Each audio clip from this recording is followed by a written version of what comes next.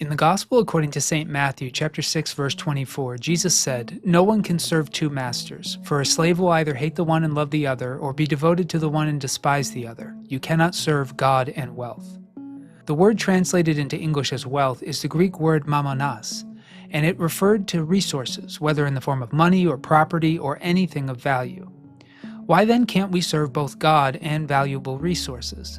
Jesus' warning is not about the general usefulness of food, clothing, and shelter. As Jesus confessed a few verses later in Matthew chapter 6, verse 32, "Your heavenly Father knows that you need all these things." Jesus' observation is more subtle and more penetrating. In the world of 1st century AD Judaism, one's master was the source of one's sustenance, housing, and security. Everyone in that world lived in someone's household. Jesus' warning, therefore, is that one cannot live in the household of wealth and in the household of God simultaneously. Why not?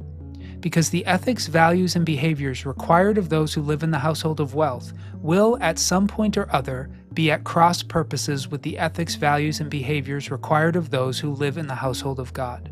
Jesus has tried to explain this to us in another passage preserved in the Gospel according to St. Luke chapter 14, verse 26, when he said, "Whoever comes to me and does not hate father and mother, wife and children, brothers and sisters, yes, and even life itself, cannot be my disciple." Those who live in the household of wealth are tasked with acquiring and preserving those things necessary for life and thriving on this earth. However, those who live in the household of God are tasked with faithfulness to God and to His will and His way. In many seasons, God's people have had to sacrifice those things that are necessary for life and thriving in order to remain faithful to God. Though food, clothing, and shelter are necessary for life, they are not the most important possessions in the household of God. And though pleasureful experiences are part of God's good creation and to be enjoyed within the boundaries God has set for them, they too are not the most important pursuits of those who live in the household of God.